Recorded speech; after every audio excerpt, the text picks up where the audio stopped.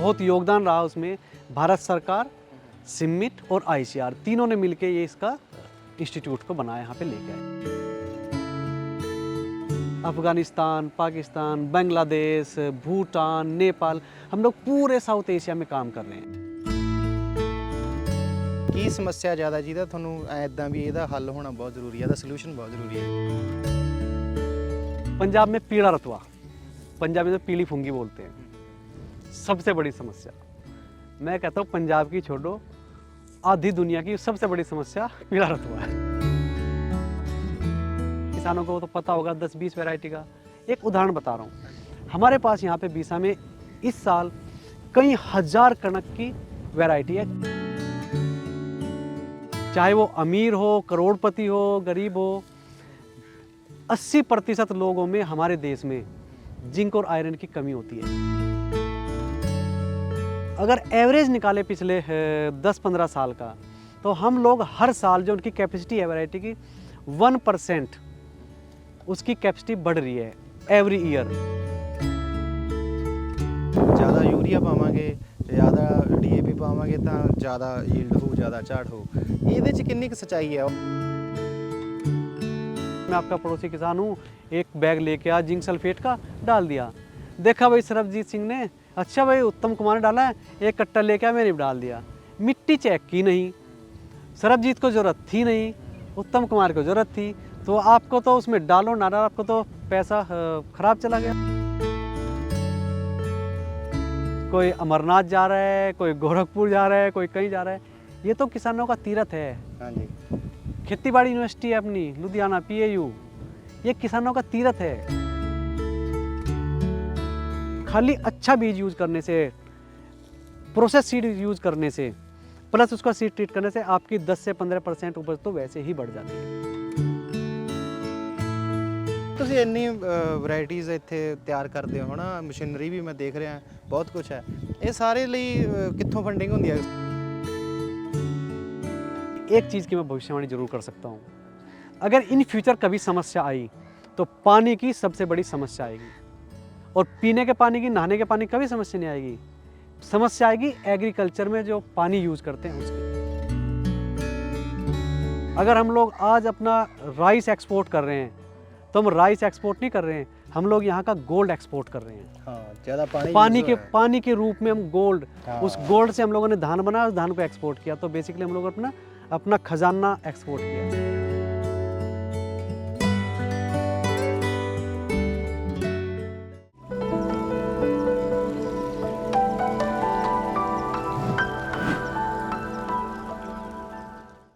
ਸਤਿ ਸ਼੍ਰੀ ਅਕਾਲ ਜੀ ਸਾਰਿਆਂ ਨੂੰ। ਅਸੀਂ ਅੱਜ ਪੰਜਾਬ ਦੇ ਲੁਧਿਆਣਾ ਜ਼ਿਲ੍ਹੇ ਦੇ ਵਿੱਚ ਹਾਂ।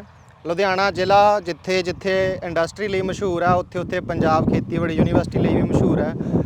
ਬੜੀਆਂ ਵੈਰਾਈਟੀਆਂ ਇੱਥੇ ਤਿਆਰ ਹੁੰਦੀਆਂ ਤੇ ਉਸ ਦੇ ਨਾਲ ਨਾਲ ਅਸੀਂ ਖੁਸ਼ਨਸੀਬ ਹਾਂ ਕਿ ਇੱਥੇ ਹੋਰ ਵੀ ਬਹੁਤ ਸਾਰੇ ਖੇਤੀਬਾੜੀ ਦੇ ਇੰਸਟੀਚਿਊਟ ਹੈ, ਖਾਸ ਤੌਰ ਤੇ ਬੋਰਲੋਗ ਇੰਸਟੀਚਿਊਟ ਫॉर ਸਾਊਥ ਏਸ਼ੀਆ। ਇਹ ਅੰਤਰਰਾਸ਼ਟਰੀ ਪੱਧਰ ਦਾ ਇੱਕ ਰਿਸਰਚ ਕੇਂਦਰ ਹੈ ਜਿੱਥੇ ਕਿ ਵੱਖੋ ਵੱਖਰੀਆਂ ਜਿਹੜੀਆਂ ਵੈਰਾਈਟੀਆਂ ਕਣਕ ਦੀਆਂ ਖਾਸ ਤੌਰ ਤੇ ਉਹਨਾਂ ਦੀ ਖੋਜ ਹੁੰਦੀ ਹੈ, ਜਿਹੜੇ ਕਿ ਕਿਸਾਨਾਂ ਤੱਕ ਪਹੁੰਚਦੀਆਂ। ਪਰ ਬਹੁਤ ਸਾਰੇ ਕਿਸਾਨ ਜਿਹੜੇ ਹੈਗੇ ਆਪਣੇ, ਉਹਨਾਂ ਨੂੰ ਵਿਚਾਰਿਆਂ ਨੂੰ ਪਤਾ ਨਹੀਂ ਹੈਗਾ ਕਿ ਅਸੀਂ ਬੀਜ ਕਿੱਥੋਂ ਲੈਣਾ ਹੈ ਜਾਂ ਸਾਡੇ ਤੱਕ ਬੀਜ ਦੀ ਪਹੁੰਚ ਕਿਵੇਂ ਹੋਊਗੀ। ਇਹ ਜਿਹੜਾ ਇੰਸਟੀਚਿਊਟ ਹੈ ਇਹ ਬੋਰਲੋਗ ਹੋਣਾ ਦੇ ਨਾਮ ਤੇ ਹੈ। ਇਹ ਹਰੀ ਕ੍ਰਾਂਤੀ ਜਿਹੜੀ ਪੰਜਾਬ ਦੇ ਵਿੱਚ ਆਈ ਸੀ ਜਾਂ ਪੂਰੇ ਭਾਰਤ ਦੇ ਵਿੱਚ ਆਈ ਸੀ, ਉਹਨਾਂ ਦਾ ਬਹੁਤ ਵੱਡਾ ਹੱਥ ਸੀ। ਅੱਜ ਅਸੀਂ ਗੱਲਬਾਤ ਕਰਾਂਗੇ ਉੱਘੇ ਖੇਤੀ ਵਿਗਿਆਨੀ ਡਾਕਟਰ ਉੱਤਮ ਕੁਮਾਰ ਹੋਣਾ ਨਾਲ। ਖਾਸ ਤੌਰ ਤੇ ਇਹ ਸਾਨੂੰ ਇਸ ਇੰਸਟੀਚਿਊਟ ਬਾਰੇ ਵੀ ਦੱਸਣਗੇ ਤੇ ਹੋਰ ਜਿਹੜੀਆਂ ਵੈਰਾਈਟੀਆਂ ਉਹਨਾਂ ਬਾਰੇ ਵੀ ਦੱਸਣਗੇ।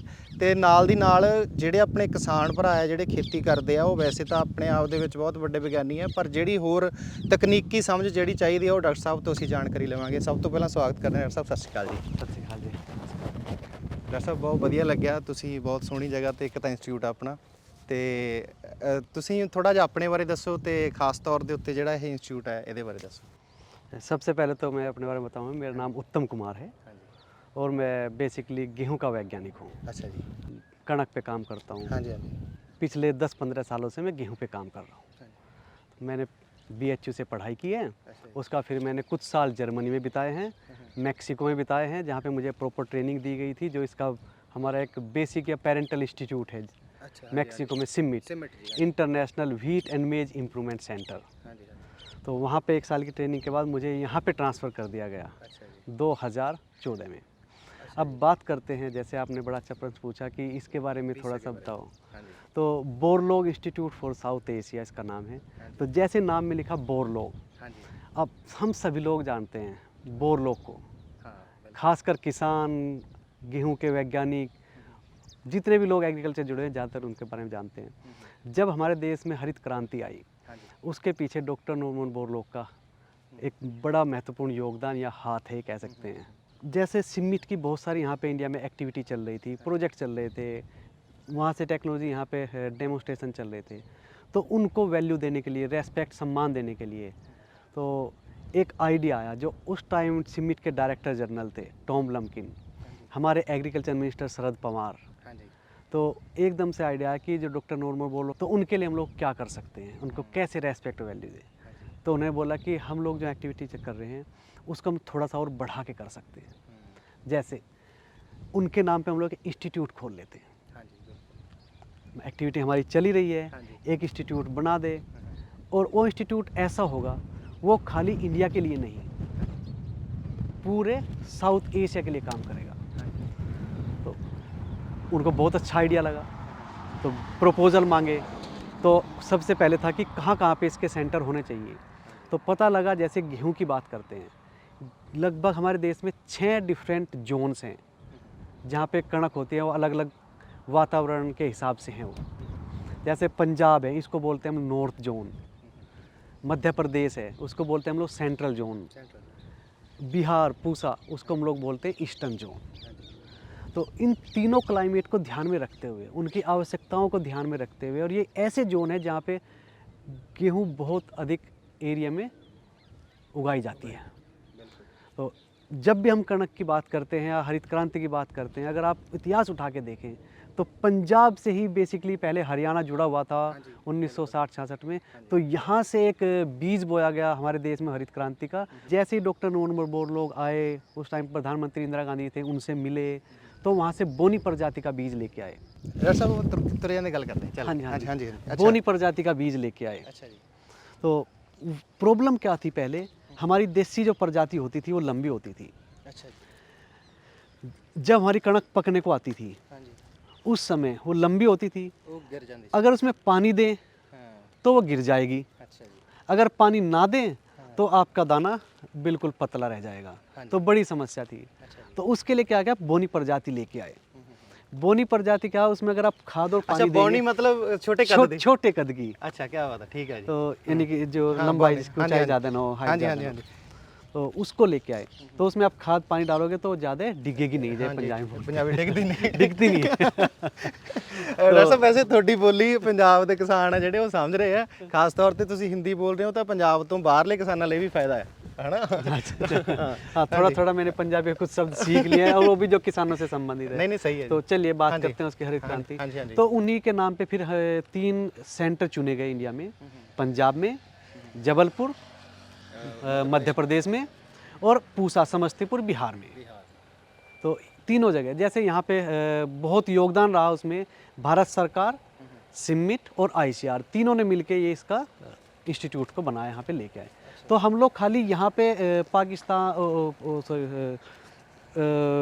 पंजाब, जबलपुर, मध्य प्रदेश या बिहार में नहीं, पूरे साउथ एशिया में, जैसे अफ़गानिस्तान, पाकिस्तान, बांग्लादेश, भूटान, नेपाल, हम लोग पूरे साउथ एशिया में काम कर रहे हैं। ਅੱਛਾ, ਮਤਲਬ ਇਹ ਸਾਰਾ ਜਿਹੜਾ ਸਾਊਥ ਏਸ਼ੀਆ ਦਾ ਏਰੀਆ ਇਹਦੇ ਵੀਸਾ ਦੇ ਕਵਰ ਕਰਦਾ ਹੈ। वीसा कवर करता है। हाँ जी। कवर इन द सेंस कि जो भी जैसे हम लोग बाहर से कोई नई चीज़ें सीखते हैं, कोई टेक्नोलॉजी तकनीकी, तो यहाँ पे ला के टेस्ट करते हैं।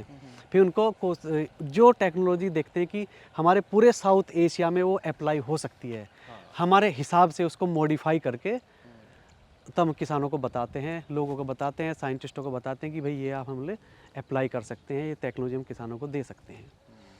ਬਿਲਕੁਲ, ਮਤਲਬ ਡਾਕਟਰ ਸਾਹਿਬ ਬੋਰਲੌਗ ਜਿਹੜੇ ਸੀਗੇ, ਡਾਕਟਰ ਬੋਰਲੌਗ ਚਲੇ ਗਏ, ਪਰ ਉਸ ਤੋਂ ਬਾਅਦ ਵੀ ਬਹੁਤ ਕੁਝ ਦੇ ਗਏ। बहुत कुछ दे के गए। हाँ जी, हाँ जी। तो डॉक्टर बोरलॉग तो कहते हैं ना कि एक जो आम का जो पेड़ लगाते हैं, हाँ जी। बाबा लगाता है, आगे पोते उसको खाते हैं। तो इसी तरह से जो उन्होंने बीज बोया है, जो एक टेक्नोलॉजी है, जो भी उनके विचारधारा थी कि हम लोग बोनी प्रजाति लेके आएंगे, अब सारा संसार उस चीज़ से लाभान्वित हो ਡਾਕਟਰ रहा ਸਾਹਿਬ ਫਿਰ ਜਦੋਂ ਉਦੋਂ ਬੌਣੀ ਪ੍ਰਜਾਤੀ ਆਈ ਸੀਗੀ ਤੇ ਫਿਰ ਉਹਦੇ ਨਾਲ ਜ਼ਿਆਦਾ ਫਰਕ ਪਿਆ ਸੀਗਾ ਜਿਵੇਂ ਆਪਾਂ है बिल्कुल। जैसे मैंने बताया हमारे देश का उत्पादन लगभग 7-8 मिलियन टन था। हाँ तो जी। जैसे पौनी प्रजाति आई तो कहते हैं जैसे कहने बोल चाल में कि रातों रात हमारा उत्पादन दुगना हो गया। तो 1-2 साल में हम लोग लगभग 15-16 मिलियन टन पे पहुंच गए 7-8 से। तो ये उसका फ़र्क पड़ा है जो बोनी प्रजाति आई। तो उससे आप थोड़ा खाद डाल सकते हैं, उसमें पानी ज़्यादा देंगे, खाद डालेंगे तो आपका उत्पादन ज़्यादा होगा और वो डिगेगी भी नहीं। बिल्कुल लेकिन उसमें भी और बहुत सारी समस्याएं होती हैं कि भाई वो एक वन टाइम सॉल्यूशन तो है नहीं कि आप एक बार बोनी प्रजाति ले आए और हमेशा के लिए सॉल्यूशन उसका हो गया। जैसे हम लोग हैं कहते हैं ना अपने फादर से ज़्यादा इंटेलिजेंट उसकी संतान होती है। जैसे ह्यूमन बीइंग हम लोग अपना विकास कर रहे हैं। पहले हम लोग कहते हैं आदि मानव थे वन से जंगलों से, आजकल हम लोग मॉडर्न संसार में आ गए, विकास हो रहा है। ऐसे ही जो छोटे छोटे सूक्ष्म जीव हैं, फंगस या फफूंदी है, बैक्टीरिया, वायरस है, उनका भी अपना एक संसार है, वो भी विकसित होते हैं। जैसे एक उदाहरण देता हूँ बहुत अच्छा, कणक की एक प्रजाति थी PBW 343, बहुत बढ़िया थी, उसको मेगा वैरायटी बोलते थे। वो 10-15 मिलियन हेक्टेयर में वन टाइम पे लगती थी, लार्ज एरिया पे। लेकिन उसमें जो पीली फंगी रोग आता है वो आने लगा, तो बिल्कुल ससेप्टेबल हो गई है रस्ट के लिए। पहले वो रेजिस्टेंट थी, बढ़िया थी, फिर उसमें रोग आने लगा। तो इस तरह से जैसे वैरायटी विकसित होती है, हम लोग विकसित हो रहे हैं, आपके रोग कारक भी विकसित होते रहते हैं।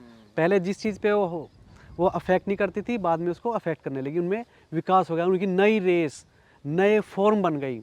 जैसे हम लोग आजकल बात करते हैं कोरोना की, आजकल ये स्ट्रेन आ रहा है, आजकल दूसरा स्ट्रेन आ रहा है, वो भी धीरे धीरे डेवलप हो रहा है। हम लोग भी अपनी इम्यूनिटी डेवलप करते जा रहे हैं। तो इसी तरह से एक चक्र चलता रहता है। वन टाइम सॉल्यूशन ना होके फिर क्या होता है कि जैसे अलग अलग रोग हैं वो भी विकसित होते रहते हैं, उनके प्रतिरोधी फिर आपको अलग प्रजाति विकसित करनी होती है, फिर दूसरा आता है, फिर विकसित करते हैं। तो इस तरह से एक चक्र चलता रहता है। और दूसरा, समय के साथ साथ हमारी आवश्यकताएं, हमारी हैबिट बदलती रहती है।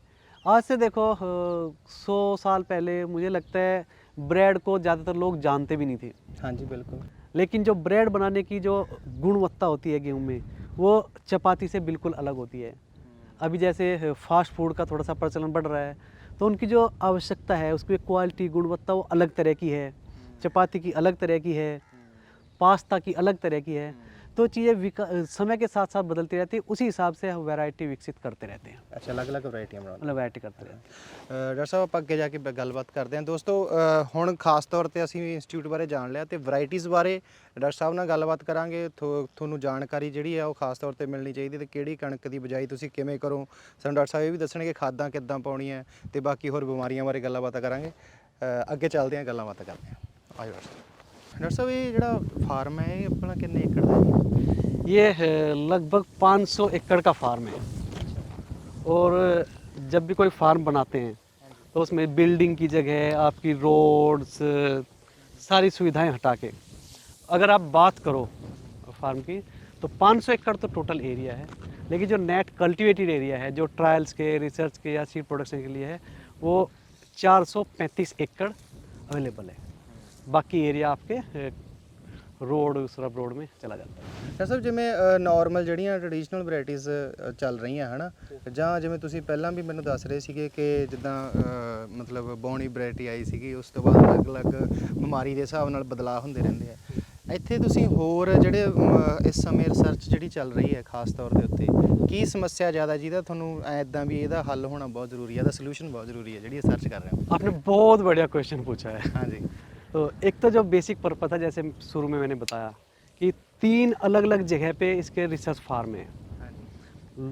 पंजाब की अलग प्रॉब्लम है, मध्य प्रदेश की अलग है, बिहार की अलग है। पंजाब की बात करते हैं। पंजाब में पीला रतुआ, पंजाबी में पीली फुंगी बोलते हैं, सबसे बड़ी समस्या। मैं कहता हूँ पंजाब की छोड़ो, आधी दुनिया की सबसे बड़ी समस्या पीला रतुआ है। वो चाहे वो विंटर वीट हो हाँ जी। या स्प्रिंग वीट हो। विंटर वीट होता है जो बर्फ़ में दब जाता है, जनवरी फरवरी फिर उगता है, बाहर विदेशों में, अमेरिका में, यूरोप में होता है। हमारे यहाँ की कणक को बोलते हैं स्प्रिंग वीट। चाहे कोई सा भी वीट हो, सबसे ज़्यादा प्रॉब्लम पीले रतुए की है। बिहार में हम लोग बोलते हैं फोलियर डिजीज़, पत्ती वाली बीमारी, जैसे स्पॉट ब्लॉच, ब्लाइट। वहाँ का जो वातावरण है, जब जनवरी फरवरी में टेम्परेचर फरवरी थोड़ा सा बढ़ता है, नमी ह्यूमिडिटी वातावरण में बहुत ज़्यादा होती है, और उस स्पॉट ब्लॉच के लिए या फोलियर ब्लाइट के जो भी पैथोजन है जो रोग कारक है, उनके लिए बड़ा फेवरेबल अनुकूल वातावरण होता है वो। तो वहाँ पे वो समस्या है। यहाँ पे टेम्परेचर कम रहता है, और जैसे सर्दियों में फॉग ह्यूमिडिटी रहती है, तो पीले रतुए के लिए ज़्यादा अनुकूल है। तो यहाँ की समस्या पूरे पंजाब की या फिर पूरे नॉर्थ इंडिया की पीला रतुआ, बिहार की है फोलियर ब्लाइट या स्पॉट ब्लॉच। जबलपुर, वहाँ पे भी पीले रतुए का दूसरा फॉर्म है, जिसे हम लोग लीफ रस्ट बोलते हैं, ब्राउन रस्ट, वो वहाँ पे आता है पूरे सेंट्रल जोन में। अब जैसे एक नया रोग सुना होगा आपने, व्हीट ब्लास्ट। हाँ जी, बीट ब्लास्ट आ गया। ये 2018 में बांग्लादेश में आया। अब समस्या क्या है, ये कहीं नहीं था पूरे साउथ एशिया में। 72-73 के आसपास 70s में ये बोलीविया में रिपोर्ट हुआ था, उसके बाद बांग्लादेश में आया। बट चीज़ें पहले से चेंज हो गई हैं। जैसे ही पता लगा वहाँ पे ब्लास्ट डिजीज आया, सबसे पहले तो वहाँ की गवर्नमेंट ने क्या किया, लगभग 5000 हेक्टेयर गेहूं को उन्होंने जला दिया। डॉक्टर साहब ਇਹ ਇੱਕ ਤਾਂ ਕਰਦੇ ਕੋਈ ਇਹ ਬੈਕਟੀਰੀਆ ਹੁੰਦਾ ਜਾਂ ਜਿਹੜਾ ਕਿ ਅੱਗੇ ਅੱਗੇ ਫੈਲਦਾ ਤਾਂ ਕਰਕੇ ਜਾ नहीं, ये होता है फंगस डिजीज। ਹਾਂਜੀ ਵੀ ਇਹ फैल ना जावे ਅੱਗੇ। हाँ, फैलता कैसे है, वहाँ पे फैल गया, वहाँ से बीज या अनाज दूसरी जगह जाएगा, वहाँ पे किसान लगाएंगे, वहाँ पे फैलेगा। तो उसको रोकने के लिए वहाँ की सरकार ने अपना जो सीड प्रोडक्शन प्रोग्राम था, उसको वीट को वहीं बंद कर दिया। ठीक है, कोई बड़ी बात नहीं है, पूरे देश के एशिया की बात करें तो 5000 एकड़ बड़ी बात नहीं है। अच्छा, लेकिन उससे लेसन लेके भारत सरकार ने भी इमीडिएटली एक्शन लिया। जितने भी बॉर्डर एरिया थे, उन्होंने बोला व्हीट हॉलीडे, 2 साल तक वहाँ पे कोई व्हीट लगाना अलाउ नहीं था। अच्छा, जहाँ तक मुझे याद आ रहा है, शायद 5 या 10 किलोमीटर के दायरे में कोई व्हीट लगाना अलाउ नहीं था। अगर कोई लगाता, आके सरकार जोत देती थी। लेकिन किसानों को मुआवजा भी दिया उसका, भाई व्हीट नहीं लगाओगे, आप खाली खेत रखोगे तब भी आपको पैसे मिलेंगे। पैसे मिलेंगे। एक बहुत बड़ा स्टेप उठाया। तो अब कई साल हो गए, तो हमारे कंट्री में कम से कम वो नहीं आया। तो इस तरह के नए नए चैलेंजेस आते रहते हैं। जैसे कहते हैं ना कि सब चीज़ें विकसित हो रही होती है, रोग भी अपना संसार है उनका, वो भी विकसित हो रहे होते हैं, इधर नई चीज़ें आती हैं। ਡਾਕਟਰ ਸਾਹਿਬ ਜਦੋਂ ਨਵਾਂ ਰੋਗ ਇੰਟਰੋਡਿਊਸ ਹੁੰਦਾ ਤਾਂ ਜਿੱਦਾਂ ਕੋਈ ਕਰੋਨਾ ਹੈ ਨਾ ਜਾਂ ਕੋਈ ਹੋਰ ਬਿਮਾਰੀਆਂ ਆਉਂਦੀਆਂ ਤਾਂ ਡਾਕਟਰ ਉਹਨੂੰ ਉਹਦਾ ਸੋਲੂਸ਼ਨ ਕੱਢਣ ਲਈ ਲੱਗ ਜਾਂਦੇ ਆ। ਤੇ ਜਦੋਂ ਕੋਈ ਨਵੀਂ ਬਿਮਾਰੀ ਇੰਟਰੋਡਿਊਸ ਹੁੰਦੀ ਹੈ ਉਹਦੇ 'ਚ ਉਹਦਾ ਸੋਲੂਸ਼ਨ ਕੱਢਣ ਲਈ ਕਿੰਨਾ ਕੁ ਸਮਾਂ ਲੱਗ ਜਾਂਦਾ, ਕਿਉਂਕਿ ਕਈ ਵਾਰ ਅਲੱਗ-ਅਲੱਗ ਬਿਮਾਰੀਆਂ ਹੁੰਦੀਆਂ। बड़ा सही पूछा आपने। देखो, हाँ जी। जब कोई नई बीमारी आती है, सबसे पहले तो हमारे यहाँ पे ना कंट्री में ऑलरेडी एक सिस्टम बना हुआ है। जैसे NBPGR, national bureau plant genetic resources, उनका एक क्वारंटाइन डिवीज़न है। अगर बाहर से कोई मटेरियल आता है, सबसे पहले वो टेस्ट करते हैं, चेक करते हैं, तसल्ली से देखते हैं सब कुछ ठीक है, तभी वो फिर कंट्री में उसकी एंट्री होती है। पहला तो ये। लेकिन उसके बावजूद भी कुछ चीज़ें ऐसी हैं जिनको वीज़ा पासपोर्ट की ज़रूरत नहीं होती है। जैसे कोरोना है, बिल्कुल आ गया। जैसे व्हीट ब्लास्ट है, इसके चांसेस हैं आके आने में, हवा से उड़ के आ सकता है। ये आपका पीला रतुआ है, ये हजारों किलोमीटर हवा में इसके जो रोग कारक है वो तैर के आते हैं। अच्छा, उनके लिए कोई नहीं। लेकिन जब कोई चीज़ आ जाती है तो तुरंत उसका सोल्यूशन तो नहीं होता, लेकिन क्या करते हैं, जैसे कणक के अलग अलग प्रभेद या वैरायटीज़ या वेरिएंट्स होते हैं। जैसे हम लोग बात करते हैं, किसानों को तो पता होगा 10-20 वैरायटी का। एक उदाहरण बता रहा हूँ, हमारे पास यहाँ पे बीसा में इस साल कई हज़ार कणक की वैरायटी है। ऐसे मतलब फार्मर की लैंग्वेज बोलते हैं वैरायटी, टेक्निकली वैरायटी नहीं बोलते हैं उनको, जीनोटाइप्स बोलते हैं। मतलब एक वैरायटी के कई टाइप्स उसके कई टाइप्स हैं, लेकिन वैरायटी उसको तभी बोलते हैं जब वो रिलीज हो जाती है, तभी उसको हम वैरायटी बोलते हैं। अच्छा, ਜਦੋਂ ਤੁਸੀਂ ਫਾਈਨਲ ਉਹਨੂੰ ਕਹਿ ਦਿੰਦੇ ਹੋ ਵੀ ਇਹ ਰਿਲੀਜ਼ ਹੋਣ ਲਈ ਰੈਡੀ ਹੈ। हाँ, लेकिन वो जो वैरायटी रिलीज होती है उसका भी एक प्रोसीजर है। पहले आप उसको टेस्ट करते हैं, एक यूनिवर्सिटी या रिसर्च इंस्टीट्यूट वो टेस्ट करते हैं कई साल तक, फिर वो उसका एक प्रपोजल बनता है, फिर वो गवर्नमेंट के एक सिस्टम है, उसके थ्रू वो अप्रूव होती है, फिर उसको रिलीज़ करके नाम दे के वो फिर किसानों के लिए उपलब्ध कराई जाती है। वो तो एक अलग प्रोसीजर है। लेकिन जो हज़ारों हमारे पास जीनोटाइप्स हैं, उनको फिर हम लोग टेस्ट करते हैं, उसके ऊपर वो रोग डाल के artificial green house, poly house condition में, कहीं बाहर ना फैले, बड़ी कंट्रोल कंडीशन में। उनमें कुछ वेरिएशन होता है। जैसे कुछ लोगों को कोरोना लग गया, कुछ को नहीं लगा, एक ही परिवार के 4 लोगों को हो गया, 5 को कुछ नहीं हुआ, इस तरह का होता है। तो ऐसी जो जीनोटाइप या प्रजाति होती हैं उनमें देखते कि ऐसा क्या खास है, उसका फिर क्रॉस करा के नेचुरल तरीके से जिसमें वो बीमारी लगती है, जिसके अच्छे गुण हैं, उसके साथ उनका मिलान करते हैं और फिर उसकी जो आगे संतानें आती हैं, जो जनरेशन्स होती हैं, उनमें से जो भी हमारे जिसमें सभी गुण उपलब्ध होते हैं, जिसमें रेजिस्टेंट भी हो, रोग ना हो, उसको सेलेक्ट करके सीड को मल्टीप्लाई करके आगे फिर उसको एज ए वैरायटी रिलीज करने की कोशिश करते हैं। तो लेकिन इस प्रोसेस, जैसे आपने पूछा, इस प्रोसेस में 7-8 साल लग जाते हैं। अच्छा जी। अब लेकिन डॉक्टर साहब ਉਹਦੇ ਨੂੰ ਕੋਈ ਹੋਰ ਬਿਮਾਰੀ ਆ ਜਾਂਦੀ ਹੋਣੀ बिल्कुल आती है है ना, इदां भी ਹੁੰਦਾ है। तो ये तो चलता रहता है, तो प्रकृति का नियम है। एक चीज़ को आपने दबाया तो कहीं ना कहीं से उसमें कुछ होगा, इधर से दबाया तो उसमें कुछ होगा, तो ये तो चलता रहता है साथ साथ।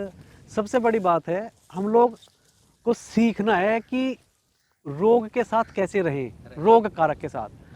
आप उनसे लड़के भी नहीं रह सकते कि नहीं बिल्कुल उसको ख़त्म कर दे। दुनिया से कोई भी चीज़ पूर्ण रूप से समाप्त नहीं की जा सकती और कोई चीज़ आप उसको नई नहीं कर सकते, सब कुछ यहीं पे है। तो आपको उसके बीच में खाली बैलेंस बनाना होता है। ਬਿਲਕੁਲ ਡਾਕਟਰ ਸਾਹਿਬ, ਇਹ ਜਿੱਦਾਂ ਨਾਰਮਲ ਇਹਦੇ 'ਚ ਕੋਈ ਇਹੋ ਜਿਹੀ ਵੀ ਹੈ ਕਿ ਤੁਸੀਂ ਵੈਰਾਈਟੀ ਤਿਆਰ ਕੀਤੀ ਜਾਂ ਕਿ ਜਿਵੇਂ ਡੈਫੀਸ਼ੀਐਂਸੀਜ਼ ਵਗੈਰਾ ਆ ਜਾਂਦੀਆਂ ਹੈ ਨਾ, ਜਾਂ ਕੋਈ ਨਵੀਂ ਬਿਮਾਰੀ ਕਿੱਥੇ, ਜਿੱਦਾਂ ਤੁਸੀਂ ਮੈਨੂੰ ਜਿੰਕ ਦੀ ਗੱਲ ਕਰਦੇ ਸੀਗੇ, ਕੋਈ ਇਦਾਂ ਦਾ ਵੀ ਹੁੰਦਾ ਹੈ? बिल्कुल होता है। तो थोड़ा डेफिशिएंसी का थोड़ा सा क्लियर कर देता हूँ, कन्फ्यूजन ना हो। हाँ जी। जैसे कई बार सूक्ष्म तत्वों की डेफिशिएंसी, मिट्टी में डेफिशिएंसी होती है। हम उस डेफिशिएंसी की बात नहीं कर रहे, जहाँ तक मैं समझ पा रहा हूँ आप पोषक तत्वों के बारे में बात कर रहे हैं, हाँ, राइट? वो भी गल करते हैं जी। हाँ, पहले तुसी वो दसो। हाँ जी। अच्छा, पहले पोषक तत्वों की दसते हाँ हैं। जी, हाँ जी। अच्छा, हम लोग जैसे क्या होता है, अगर मैं बात करूँ पूरे अपने वर्ल्ड की या अपने कंट्री की, हाँ जी। हम लोग खाना तो खाते हैं, लेकिन हम लोगों को जितने हमारे तत्वों की या फिर माइक्रोन्यूट्रिएंट बोलते हैं, पोषक तत्वों की ज़रूरत है, हमारा भोजन उन सभी को पूरा नहीं कर पाता, उनमें कोई ना कोई कमी होती है। उसका एक उदाहरण है जिंक एंड आयरन। हाँ जी। चाहे वो अमीर हो, करोड़पति हो, गरीब हो, 80% लोगों में हमारे देश में जिंक और आयरन की कमी होती है। पता ही नहीं है कि उसमें हमारे फूड में वो है ही नहीं। तो हम लोगों ने या साइंटिस्टों ने पता किया कि सबसे अच्छा तरीका क्या है जिससे कि लोगों की ये डेफिशिएंसी पूरी हो जाए, न्यूट्रिएंट की डेफिशिएंसी। इसको हम लोग हिडन हंगर भी बोलते हैं, छुपी हुई भूख, जिसका हमें पता नहीं है। खाना तो हम खा रहे हैं लेकिन हमारे शरीर की पूर्ति नहीं हो पा रही है। तो जैसे मैंने बताया, लगभग 80% लोग हमारे देश में हिडन हंगर से ग्रसित हैं। अच्छा जी। अब 2 तरीके हैं उसकी पूर्ति करने के। या तो आप आर्टिफिशियल तरीके से आटे में जिंक एंड आयरन मिला दो, हाँ जी। उसको बोलते हैं फ्लोर फोर्टिफिकेशन। वो आपने आर्टिफिशियल तरीके से किया। ਵੀ ਤੁਸੀਂ ਪਹਿਲਾਂ ਵੀਟ ਜਿੱਦਾਂ ਆਟਾ ਜਿੱਦਾਂ ਦਾ ਸੀਗਾ ਉਸ ਦੇ ਬਾਅਦ ਦੇ ਵਿੱਚ ਐਡ उसमें ਕਰ उसमें वो केमिकल एक तरीके से जिंक एंड आयरन को उस फॉर्म ऐड में कर दी, हाँ जी। ऐड कर दिया। हाँ जी। लेकिन इसका एक नुकसान भी है। अब ये तो नहीं पता मुझे कहाँ तक ये सही है, 100% करेक्ट है कि नहीं, लेकिन जहाँ तक मैंने पढ़ा था किसी आर्टिकल में कि जैसे आर्टिफिशियल तरीके फर्टिफिकेशन करते हैं, उसके लॉन्ग टर्म में जाके कुछ नकारात्मक प्रभाव आते हैं। तो लेकिन हम लोग भी बायो फोर्टिफिकेशन करते हैं, लेकिन प्राकृतिक तरीके से, दूसरे तरीके से। कैसे कि आपकी जो कणक की या मेज की या बाजरे की जो भी प्रजाति हैं, ऐसी प्रजाति विकसित करें जिसमें प्राकृतिक तरीके से जिंक और आयरन की मात्रा ज़्यादा हो। ਡਾਕਟਰ ਸਾਹਿਬ ਕਿਵੇਂ ਕਰਦੇ ਫਿਰ? उसका भी सिंपल तरीका है, जैसे पता करने के लिए कि कौन सी रोग रोधी प्रजाति है, तो हजारों गेहूं की जीनोटाइप्स हैं, प्रभेद हैं, हाँ जी। उनको टेस्ट करते हैं मशीन से, उसके दाने के कि इसमें कितना जिंक है, कितना आयरन है, उसको टेस्ट करते हैं एक एक को 1 बाय 1, देखते हैं किस में सबसे ज़्यादा है। जिस प्रभेद में सबसे ज़्यादा होता है उसका फिर अपनी प्रजाति के साथ क्रॉस करते हैं, जैसे प्राकृतिक संकरण करके क्रॉस करके उसकी जो आगे सेग्रीगेटिंग प्रोजेनी या जनरेशंस आएगी उसमें से हम लोग सेलेक्ट कर लेते हैं। ये एक प्राकृतिक या नेचुरल तरीका है जो नॉर्मल वैरायटी को विकसित करने का प्रोसीजर है। इसमें कहीं भी कोई ट्रांसजेनिक नहीं, कोई ऐसा जीन नहीं, टोटली नेचुरल तरीके से। तो अभी जैसे मैं धन्यवाद देना चाहूँगा ICR का, IWBR का, भारत सरकार का। उन्होंने कुछ गाइडलाइंस या कुछ एक सिस्टम किया है। जैसे अब जितने भी नई गेहूं की वैरायटी विकसित हो रही हैं, रिलीज़ हो रही हैं, उनमें जिंक एंड आयरन की मात्रा लगभग 40 ppm है, जो पहले 18-20 होती थी। उससे क्या, सबसे बड़ा फ़ायदा क्या है, चाहे वो अमीर हो, गरीब हो, जो भी चपाती खाएगा, ऑटोमेटिकली उसको जिंक और आयरन की पूर्ति हो जाएगी। वो हिडन हंगर है जी, वो नहीं होगी। वो नहीं होएगी। तो उसके लिए कुछ नई नई प्रजाति, जैसे अभी DBW303 है, एक नई वैरायटी है, 187 है। इनमें ऑलरेडी जिंक और आयरन की मात्रा पहले से लगभग डबल है। ਸਹੀ ਹੈ ਡਾਕਟਰ ਸਾਹਿਬ। ਇੱਕ ਮੈਂ ਰਿਸਰਚ ਦੀ ਗੱਲ ਕਰਦੇ ਸੀ, ਤੁਸੀਂ ਹਰੇਕ ਬਿਮਾਰੀ ਵੀ ਦੇਖਦੇ ਹੋ ਨਾ, ਤੇ ਜਾਂ ਇਦਾਂ ਕੋਈ ਜਿੱਦਾਂ ਨਦੀਨ ਵਗੈਰਾ ਵੀ ਹੁੰਦੇ ਆ ਜਾਂ ਕੀੜ ਵਗੈਰਾ ਵੀ ਹੁੰਦੇ ਆ, ਇਹਨਾਂ ਦਾ ਵੀ ਤੁਸੀਂ ਪੱਕਾ ਇਲਾਜ ਹੈ, ਕਿਉਂਕਿ ਇਹ ਵੀ ਨਵੇਂ ਤੋਂ ਨਵੇਂ ਹੁੰਦੇ ਹੋਣਗੇ। जो अच्छा ये थोड़ा सा जो कीड़े हैं, इंसेक्ट हैं, उस पर काम करना थोड़ा सा मुश्किल है। मुश्किल क्यों है? जैसे कोई वायरस या बैक्टीरिया या फिर आपकी फंगल वाली बीमारी है, वो तो ज़्यादातर यूनिफॉर्म तरीके से पूरे अपने प्लॉट पे फील्ड में आती है। लेकिन जो इंसेक्ट होते हैं वो कभी यहाँ पे है कभी वहाँ पे है, वो यूनिफॉर्म तरीके से नहीं आते। अब आप फ़र्ज करो, आपने 3 कणक की या 4 कणक की वैरायटी लगाई है, प्लॉट में लगाए हैं 10-10-20 स्क्वायर मीटर के में। एक प्रजाति ऐसी है जिसमें वो कीट लगता है, एक ऐसी है जिसमें नहीं लगता है, एक ऐसी जिसमें कम लगता है। अब जिसमें लगता है बाई चांस उसके पास वो कीट नहीं पहुंचा, और जिसमें कम लगता है उस पर कीट दिखाई दिया, तो आपको तो ये फील आएगा कि नहीं इसमें तो कीड़ा लगता है, इसमें नहीं लगता है। समस्या उसको टेस्ट करने की है, यही सबसे मुश्किल काम है कीट पे। रोग पे काम करना थोड़ा आसान है, कीट पे काम करना थोड़ा मुश्किल है। या फिर सबको यूनिफॉर्म तरीके से सबके ऊपर उसको कीट को बैठा बैठा के देखो, भाई चेक करेंगे कौन सी प्रजाति ऐसी है जिसको कीट नहीं खाते हैं, कौन सी प्रजाति है जिसको खाते हैं। जिसको नहीं खाते इसका मतलब उसके अंदर कुछ एक्स्ट्रा कैरेक्टर या गुण हैं, उन गुणों को हम दूसरी वैरायटी में ट्रांसफ़र करने की कोशिश करते हैं। तो ये एक ब्रीडिंग का नॉर्मल साइकिल चलता है। ਡਾਕਟਰ ਸਾਹਿਬ, ਜਿਵੇਂ ਹਰੇਕ ਚੀਜ਼ ਹੈ ਨਾ, ਬਿਮਾਰੀਆਂ ਵੀ ਹੈ, ਕੀਟ ਵੀ ਹੈ, ਇੱਕ ਸਭ ਤੋਂ ਹੈਗਾ ਮੇਨ ਮੌਸਮ। ਮੌਸਮ ਦੇ ਹਿਸਾਬ ਨਾਲ ਵੀ ਤੁਸੀਂ ਵੈਰਾਈਟੀਜ਼ ਨੂੰ ਕਰਦੇ ਹੋ, ਜਿਵੇਂ ਕਿ ਤੁਸੀਂ ਬੌਣੀ ਵੈਰਾਇਟੀ ਦੀ ਗੱਲ ਕੀਤੀ, ਉਹ ਮੌਸਮ ਦੇ ਹਿਸਾਬ ਨਾਲ ਬਦਲਾਅ ਕੀਤਾ ਗਿਆ ਹੈ ਨਾ, ਕਿ ਪਾਣੀ ਲੱਗਦਾ ਜਾਂ ਹਵਾ ਚੱਲਦੀ ਹੈ ਤਾਂ ਡਿੱਗ ਪੈਂਦੀ ਹੈ। ਇਹਦੇ ਵਿੱਚ ਤੁਸੀਂ ਲਗਾਤਾਰ ਚੇਂਜਸ ਕਰਦੇ ਹੋ, ਕਿਉਂਕਿ ਹੁਣ ਮੌਸਮ ਪਿਛਲੇ ਕਈ ਸਾਲਾਂ ਤੋਂ ਗਰਮੀ ਬਹੁਤ ਜ਼ਿਆਦਾ ਹੁੰਦੀ ਹੈ। ਫਰਵਰੀ ਤੋਂ ਬਾਅਦ ਹੀ ਮਾਰਚ ਮਹੀਨੇ ਦੇ ਵਿੱਚ ਬਹੁਤ ਗਰਮੀ ਹੋ ਜਾਂਦੀ ਹੈ ਪੰਜਾਬ 'ਚ, ਤੇ ਉਹਦੇ 'ਚ ਪਿਛਲੇ ਸਾਲ ਬਹੁਤ ਝਾੜ ਘੱਟ ਸੀਗਾ, ਇਸ ਸਾਲ ਨੋਰਮਲ ਆ ਕਿਉਂਕਿ ਮੀਂਹ ਪੈ ਗਿਆ ਸੀ, ਥੋੜੀ ਠੰਡ ਹੋ ਗਈ ਸੀ। ਤੇ ਉਹਦੇ ਲਈ ਕਿਉਂਕਿ ਜਿਹੜਾ ਗਰਮੀਆਂ ਦਾ ਸੀਜ਼ਨ ਆ ਉਹ ਵੱਧ ਗਿਆ ਤੇ ਸਰਦੀਆਂ ਦਾ ਬਹੁਤ ਘਟ ਗਿਆ, ਭੀੜ ਸਰਦੀਆਂ ਦੀ ਹੈ, ਤੇ ਉਹਦਾ ਕੋਈ ਸੋल्यूशन हो सकता है आने वाले समय में? बिल्कुल, उसका सॉल्यूशन लोग ऐसा नहीं, पहले से भी इस बात के बारे में अवेयर हैं, लोगों को पता है। हाँ जी। सबसे बड़ी समस्या आजकल हम सब लोग बात करते हैं क्लाइमेट चेंज। क्लाइमेट चेंज 2 तरीके से देखी जाती है।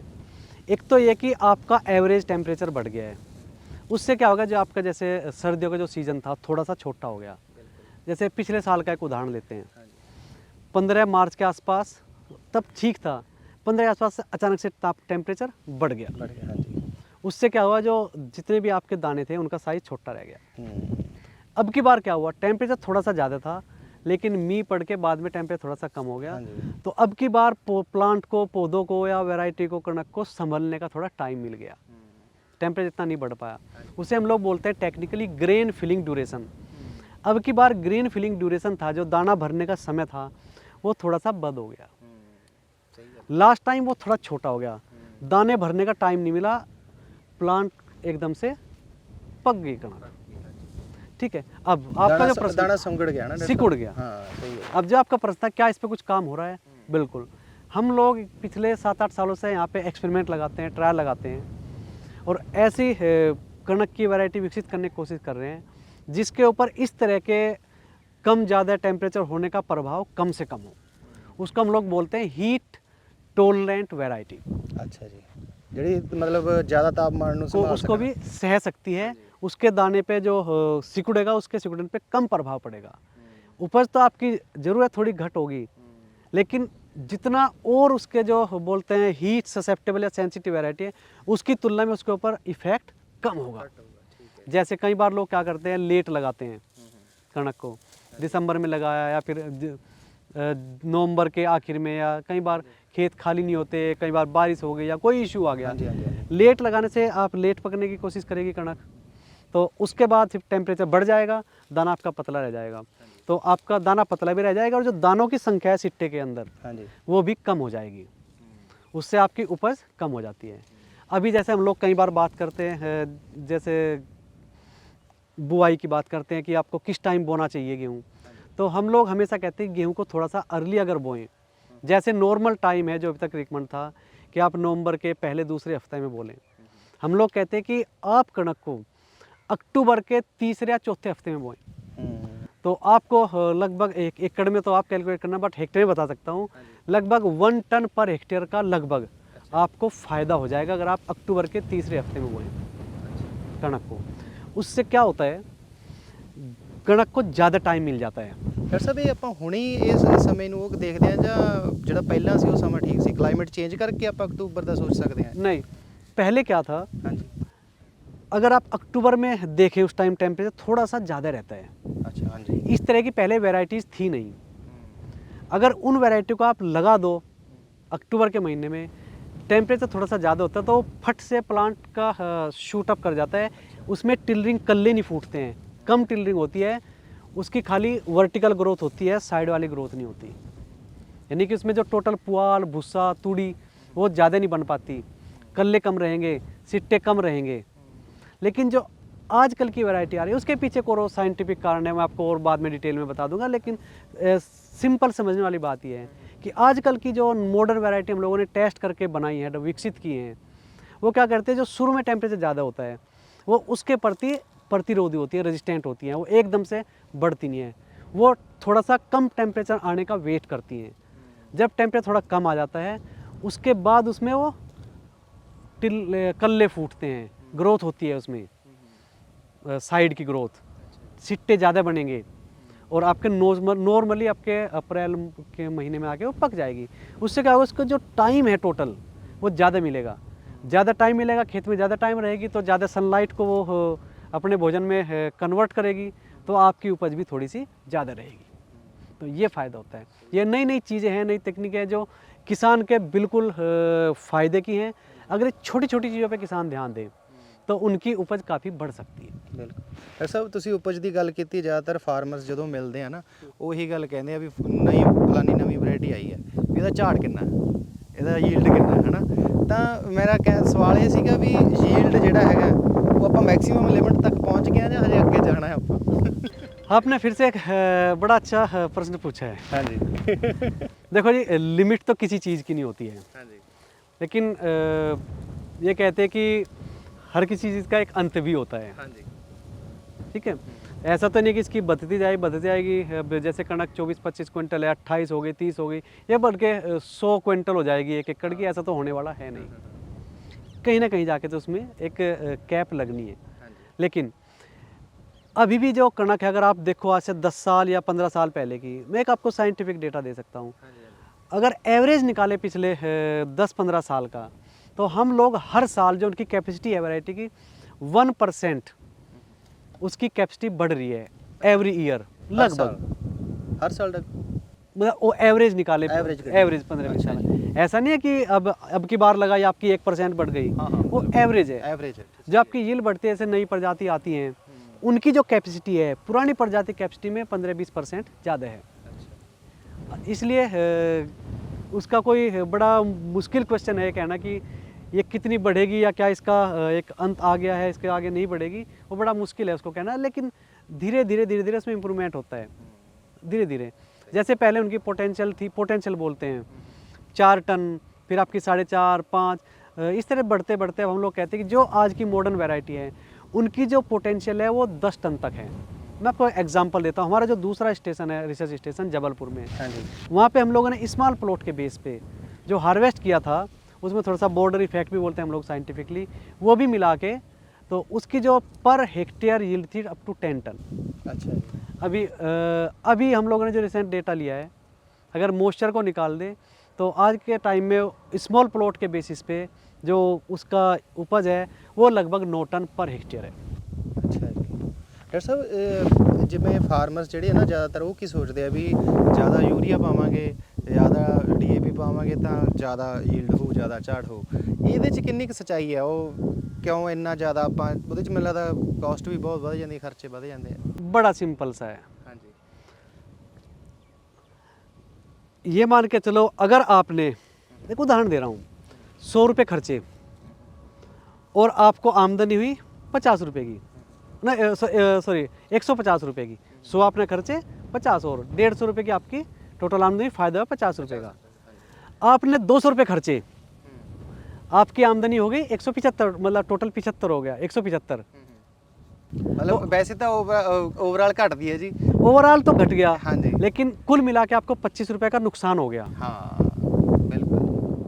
ओवरऑल तो बढ़ गया आपका 175 हो गया, 150 थे 175 हो गया, पर लेकिन बैलेंस जेड़ा वो घट वो गया। आपका टोटल घट गया। आपने जहाँ 100 लगाए थे खर्चे, आपने 200 लगा दिया, आपका नुकसान हो गया। तो सेम होता है यूरिया में। मेरा सभी लोगों से विनम्र निवेदन है, हाथ जोड़ के किसान भाइयों से, कि आप जब भी फसल लगाएं, आप अपने खेत की मिट्टी की जांच जरूर करवा लें। उससे क्या पता चलता है, आपके जो मेजर पोषक तत्व है, नाइट्रोजन, फास्फोरस, पोटाश या जिंक एंड मैग्नीज, इनका पता चल जाता है। अगर आपकी मिट्टी में इनकी कमी है तो आप उसको डालें। अगर कमी नहीं है तो कई बार किसी ने भी बता दिया कि भाई मैंने तो एक लेके आया, मैं आपका पड़ोसी किसान हूँ, एक बैग लेके आया जिंक सल्फेट का, डाल दिया। देखा भाई सरबजीत सिंह ने, अच्छा भाई उत्तम कुमार ने डाला है, एक कट्टा लेके आया, मैंने भी डाल दिया। मिट्टी चेक की नहीं, सरबजीत को ज़रूरत थी नहीं, उत्तम कुमार को ज़रूरत थी, तो आपको तो उसमें डालो ना डालो, आपको तो पैसा खराब चला गया। ऐसा ना कि उस मतलब ਉਹਦਾ ਝਾੜ ਮੇਰੇ ਨਾਲ ਜ਼ਿਆਦਾ ਨਾ ਹੋ ਜਾਏ ਤੇ ਇੱਕ ਘੰਟਾ ਜ਼ਿਆਦਾ डाल। एक तो ये, हाँ जी।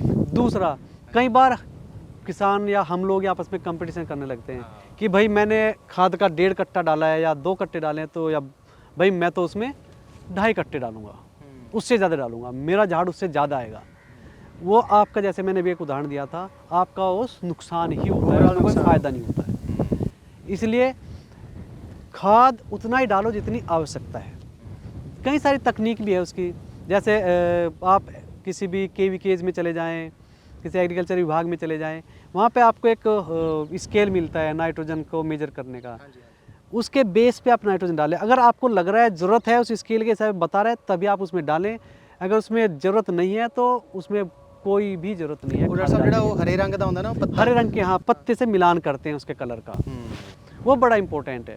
बड़ा सस्ता है, सिंपल है, उसको कोई स्पेशल ट्रेनिंग की ज़रूरत नहीं है। आपका पत्ते से मिलान हो गया, देख लिया इसमें नाइट्रोजन डालना है या नहीं डालना है, बड़ा सिंपल सा है। सही है। उससे किसान की काफ़ी बचत होती है। कई बार क्या होता है, छोटी छोटी चीज़ें हैं, जैसे एक उदाहरण दे रहा हूँ, आपकी कणक, आपका झाड़ होना था 24 क्विंटल, वो हो गया 20 क्विंटल।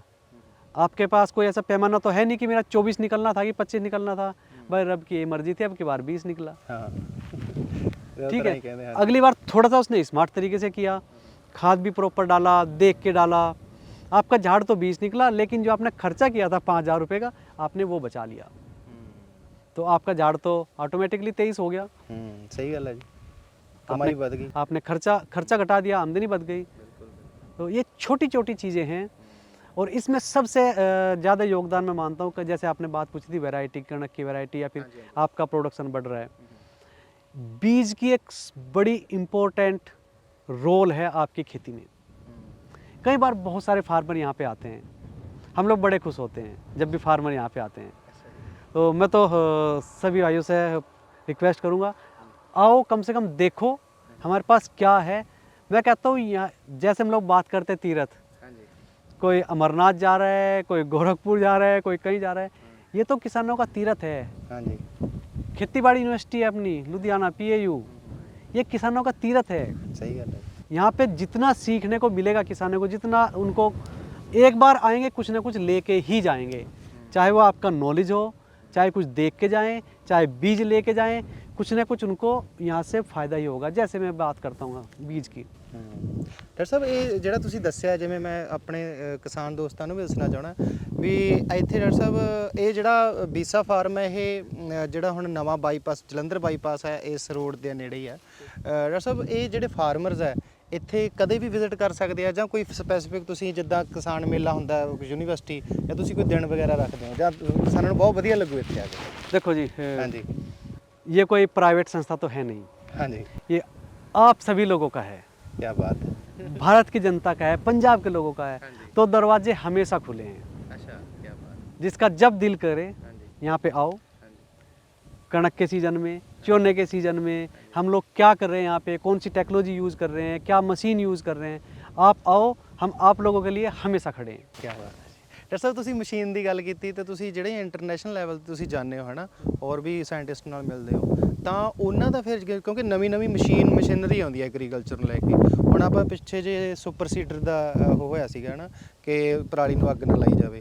ਇੱਕ ਤਾਂ ਸਾਨੂੰ ਇਹ ਦੱਸੋ ਵੀ ਇਹ ਜਿਹੜੀ ਮਸ਼ੀਨਰੀ ਹੈ ਉਹਦਾ ਤੁਸੀਂ ਕਿਵੇਂ ਟੈਸਟ ਕਰਦੇ ਹੋ, ਜਾਂ ਉਹ ਕਿਵੇਂ ਆਪਣੇ ਲਈ ਚੰਗੀ ਹੈ ਜਾਂ ਨਹੀਂ, ਤੇ ਜਾਂ ਜਿਹੜੀਆਂ ਇਹਨੂੰ ਜਦੋਂ ਮੈਂ ਜ਼ੀਰੋ ਟਿਲਿੰਗ ਨੂੰ ਲੈ ਕੇ ਫਾਰਮਰ ਦੀ ਜਿਹੜੀ ਸਮੱਸਿਆ ਖਾਸ ਤੌਰ ਤੇ ਜਿੱਦਾਂ ਆਪਾਂ ਪਹਿਲਾਂ ਗੱਲ ਕੀਤੀ ਸੀ ਚੂਹੇ ਦੀ ਹੈ, ਜਾਂ ਉਹਨਾਂ ਨੂੰ ਲੱਗਦਾ ਵੀ ਨਹੀਂ ਇਦਾਂ ਹੋ ਨਹੀਂ ਸਕਦਾ, ਅਸੀਂ ਪੂਰੀ ਕਲਟੀਵੇਸ਼ਨ ਤੋਂ ਬਾਅਦ ही ਅਸੀਂ ਬਿਜਾਨ ਕਰਾਂਗੇ। आपने बड़ा अच्छी बात पूछी है। एक साइंटिस्ट आए थे दिल्ली से, उनका भी मिलता जुलता प्रश्न था कि भाई नई नई मशीन है, नए नए तरीके हैं, फार्मर उनको यूज क्यों नहीं कर पा रहे, ऐसी क्या समस्या और ऐसी कौन सी टेक्निक है। जैसे सबसे बड़ी समस्या अभी गेहूं का जो भूसा है पुआल है, इसके तो कई सारे यूज़ हैं। पशुओं के चारे भूसा पशुओं के लिए यूज़ होता है, पेपर मिल में यूज हो जाता है, और भी कई जगह इसके उपयोग है, पावर प्लांट में भी यूज हो जाता है। लेकिन जो चोहने का जो रेजिड्यू है वो थोड़ा सा डिफ़िकल्ट होता है मैनेज करना। वो गत्ता फैक्ट्री भी उसको ज़्यादा नहीं लेती है, उसमें सिलिका कंटेंट ज़्यादा होता है, तो पशुओं के लिए भी इतना उपयुक्त नहीं है। तो उसका सिंपल सा तरीका है, उसे बोलते हैं हम लोग टेक्निकली इन सीटू मैनेजमेंट। उसका खेत में ही मैनेजमेंट कर ले सबसे अच्छा है। वो उसमें खाद का काम करेगा और आपको एक्स्ट्रा कोई खर्चा नहीं करना पड़ेगा। जैसे मशीन की बात करते हैं सबसे पहले, तो इन समस्याओं को सोल्व करने के लिए अलग अलग तरह से मशीनें विकसित की गई हैं। जैसे एक हैप्पी सीडर की बात करते हैं, स्मार्ट सीडर, सुपर सीडर, तो इनके अपने अपने एडवांटेज डिसएडवांटेज हैं। जैसे आपका जो सुपर सीडर है वो जुताई करता है, रेजिड्यू को उसमें मिट्टी मिला देता है और पीछे से अपना बिजाई करता जाता है। लेकिन सबसे बड़ी समस्या क्या होती है, जब वो जो रेजिड्यू या जो भी उसमें पुआल जो भी मिट्टी मिक्स करते हैं वो जब सड़ता है तो उसे हम टेक्निकली बोलते हैं कि उसमें कार्बन नाइट्रोजन का जो रेशो है वो वाइड हो जाता है, विस्तृत हो जाता है। यानी कि सीधी भाषा में कहने का मतलब ये है कि उस टाइम जो भी वहाँ पे उपलब्ध नाइट्रोजन होती है वो सारी की सारी उस रेजिड्यू को सड़ाने में गलाने में लग जाती है। अच्छा, वो उधर यूज़ होने लगे, उधर यूज हो जाती है। पौधों के लिए वो उपलब्ध नहीं होती। उसके लिए या तो आप एक्स्ट्रा नाइट्रोजन डालो, यूरिया डालो, तो आपका एक्स्ट्रा खर्चा होगा।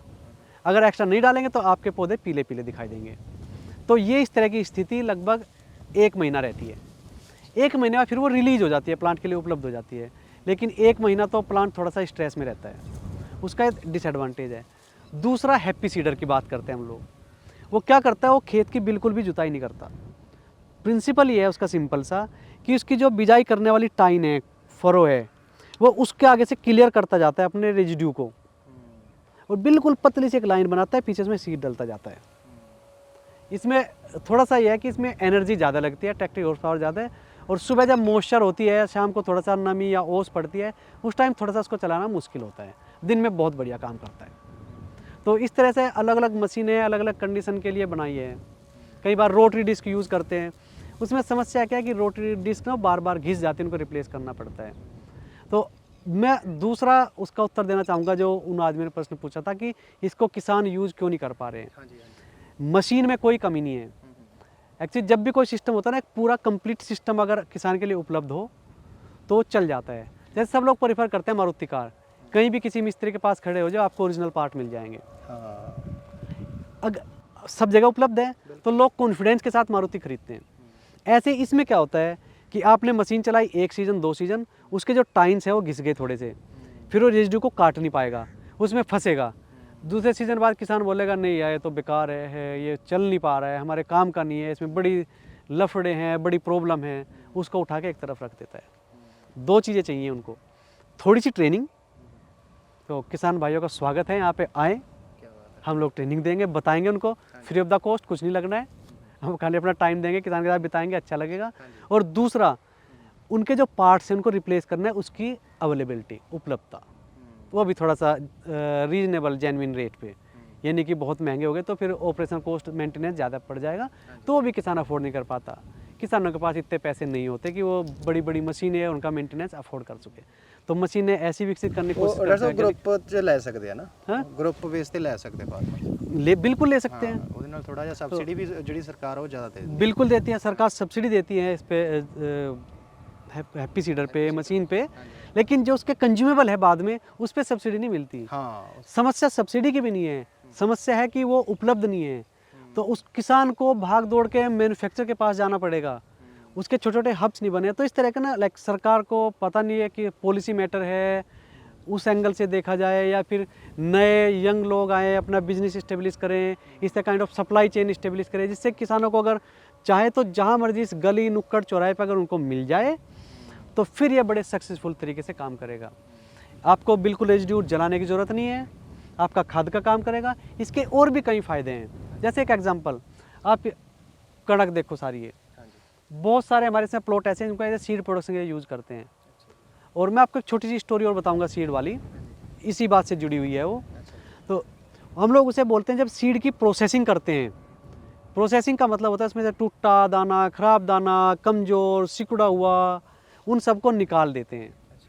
पतला छोटा दाना उसको भी निकालते हैं, ऐसा दाना रखते हैं जो बिल्कुल बढ़िया हेल्दी स्वस्थ, उसको फिर आगे किसानों को देते हैं। स्टोरी ये थी छोटी सी, मेरी बुआ का बेटा था, मुझसे कह रहा है एक दिन कि भाई आप मुझे अपने संस्थान से गेहूँ दिलाओ, उसकी उपज ज़्यादा है।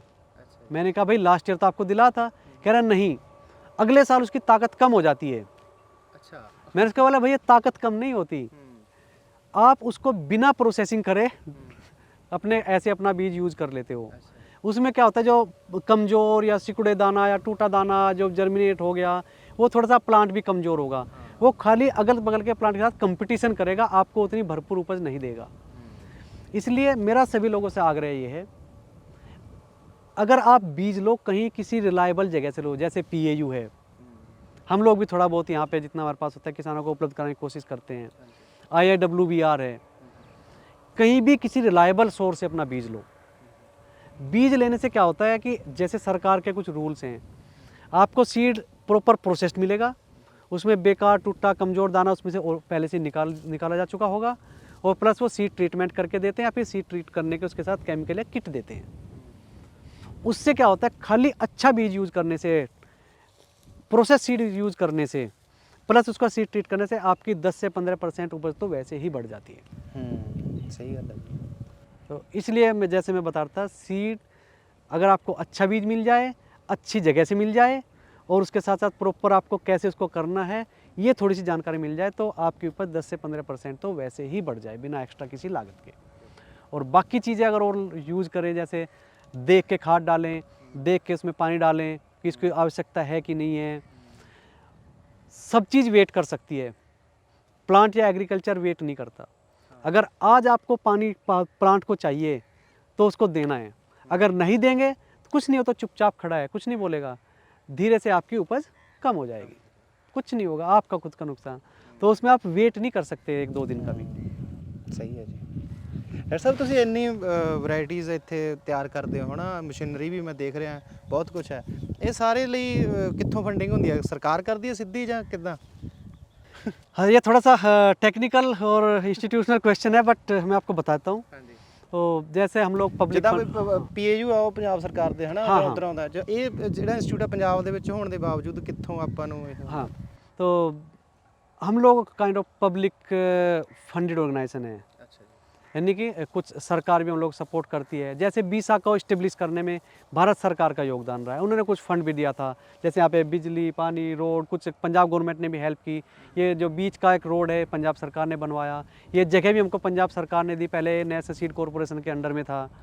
प्लस PAU से और BISA के बीच में कनेक्टिविटी पंजाब सरकार ने दी, यहाँ पे ट्यूबवेल्स लगवाए, उस पर सब्सिडी दी। तो इस तरह से कुछ तरह सपोर्ट पंजाब सरकार ने की। कुछ एक प्रोजेक्ट भी था कणक की वैरायटी डेवलप करने का, 1-2 वैरायटी भी डेवलप की है PAU के साथ मिलके। तो दूसरा एक इससे मैं बताऊं, उससे पहले फंडिंग के से पहले एक बात और बताता हूं, हम लोग कोई वैरायटी रिलीज़ नहीं करते। अच्छा वैरायटी रिलीज़ करते हैं PAU, IWBR, एग्रीकल्चर यूनिवर्सिटीज़ और जो सेंटर हैं, हम लोग नहीं करते। हम लोग जो भी विकसित करते हैं उनको दे देते हैं। अच्छा ਤੁਸੀਂ ਸਿਰਫ ਖੋਜ ਕਰਦੇ ਹੋ? खोज करते हैं, कोई बढ़िया वैरायटी होती है, उसे हम कैंडिडेट वैरायटी बोलते हैं, उसका बीज उनको दे देते हैं। फिर वो टेस्टिंग करके अपना, जैसे मैंने बताया, एक सेपरेट प्रोसीजर है वैरायटी रिलीज होने का, उसके थ्रू उसको रिलीज़ करते हैं। तो उसमें नाम यूनिवर्सिटी का, IWR इंस्टीट्यूट का, ICR का रहता है, हमारा नाम नहीं रहता। हम लोग तो खाली एक टेक्नोलॉजी दे देते हैं। एक तो ये, दूसरा फंडिंग की बात, तो हम लोगों को जैसे पंजाब सरकार से भी सपोर्ट मिली, इनडायरेक्ट सपोर्ट, प्रोजेक्ट भी उन्होंने एक दिया था कणक की वैरायटी डेवलप करने का, और नई वाटर सेविंग टेक्नोलॉजी का, हीट टोलरेंट वैरायटी विकसित करने का, डाइवर्सिटी का भारत सरकार ने सपोर्ट किया। और जैसे कुछ डिपार्टमेंट ऑफ बायोटेक्नोलॉजी हैं, उनके साथ मिलके एक प्रोजेक्ट है जिसमें हम लोग कणक पे काम कर रहे हैं। जो कणक पे जो डाइवर्सिटी है, जो वेरिएशंस बोलते हैं हम लोग, जेनेटिक वेरिएशंस, उसको कैसे हम लोग यूज़ करें नई वैरायटी विकसित करने में, नई क्वालिटी भी डेवलप करने में, रोग रोधी प्रजाति विकसित करने में। तो वो कुछ वहाँ से उन्होंने फंडिंग, बस वो एक काइंड ऑफ नेटवर्क प्रोजेक्ट है जिसमें 17 पार्टनर्स हैं, PAU, IWBR, NBPGR उसका लीड सेंटर है, प्लस कुछ फंडिंग हमें बाहर से है, जैसे USAID है, BMGF, GIZ, BBSRC UK। तो इस तरह से वो लोग भी हम लोगों को सपोर्ट करते हैं, तो थ्रू लाइक रिसर्च प्रोजेक्ट्स, ऐसे डायरेक्टली नहीं कि भाई लो पैसा ये काम करो, ऐसे नहीं, through research project, for research project के लिए, स्पेसिफिक एक्टिविटी के लिए। इस तरह। ਡਾਕਟਰ ਸਾਹਿਬ ਮੇਰਾ ਆਖਰੀ ਸਵਾਲ ਇਹ ਆ ਵੀ ਮੈਂ ਕੁਛ ਇਦਾਂ ਤੁਸੀਂ ਵੈਰਾਈਟੀਆਂ ਤਿਆਰ ਕਰਦੇ ਹੋ ਹੈ ਨਾ, ਉਹਨਾਂ ਦੇ ਵਿੱਚੋਂ ਜੇਕਰ ਮੈਂ ਕੁਝ ਭੁੱਲਦਾ ਵਾਂ, ਤੁਸੀਂ ਕੁਝ ਖਾਸ ਇਹੋ ਜਿਹਾ ਕਰ ਰਹੇ ਹੋ? ਜਿਵੇਂ ਪਾਣੀ ਦੀ ਵੀ ਗੱਲ ਕਰੀ ਤੁਸੀਂ, ਮੈਨੂੰ ਪਹਿਲਾਂ ਕਿਹਾ ਸੀ ਵੀ ਪਾਣੀ ਨੂੰ ਲੈ ਕੇ ਵੀ ਅਸੀਂ ਕਰਦੇ ਹਾਂ, ਪੰਜਾਬ ਦੇ ਵਿੱਚ ਪਾਣੀ ਦੀ ਕਮੀ ਹੋ ਰਹੀ ਹੈ, ਜਾਂ ਹੋਰ ਕੋਈ ਜਿਹੜਾ ਤੁਹਾਡੇ ਧਿਆਨ 'ਚ ਹੋਵੇ, ਮੈਨੂੰ ਨਾ ਪਤਾ ਹੋਵੇ ਜਾਂ ਲੋਕਾਂ ਨੂੰ ਦੱਸਣਾ ਹੋਵੇ, ਤੁਸੀਂ ਹੋਰ ਕਿਹੜੀ ਰਿਸਰਚ ਇੱਥੇ ਕਰ ਰਹੇ ਹੋ ਜਿਹੜੀ ਆਪਣੀ ਡਿਸਕਸ਼ਨ ਦੇ ਵਿੱਚ ਆਪਾਂ ਗੱਲ ਨਹੀਂ ਕਰ ਪਾ ਰਹੇ, ਕਰ ਸਕੇ, ਜਾਂ ਤੁਸੀਂ ਕੁਝ ਦੱਸਣਾ ਚਾਹੁੰਦੇ ਹੋ? चलिए, बड़ी अच्छी बात बताई आपने। हाँ जी। एक चीज़ हम लोगों ने अभी मिस कर दिया इसमें, पानी वाली, हाँ मैं वही कह पूरे डिस्कशन में। हाँ जी, हाँ जी। जैसे हम लोग बात करते हैं ड्रिप इरिगेशन की, हाँ जी। एक हमारा एक पूरा ब्लॉक है, उसे हम लोग बोलते हैं प्रिसीजन न्यूट्रिशन प्लेटफार्म। एक तो पानी की, और दूसरी प्रेसाइज या फिर उसे बोलते हैं हम लोग क्लाइमेट स्मार्ट एग्रीकल्चर। अच्छा। तो उसमें क्या आते हैं, जैसे मैं आपका उदाहरण दे रहा हूँ, हाँ जी।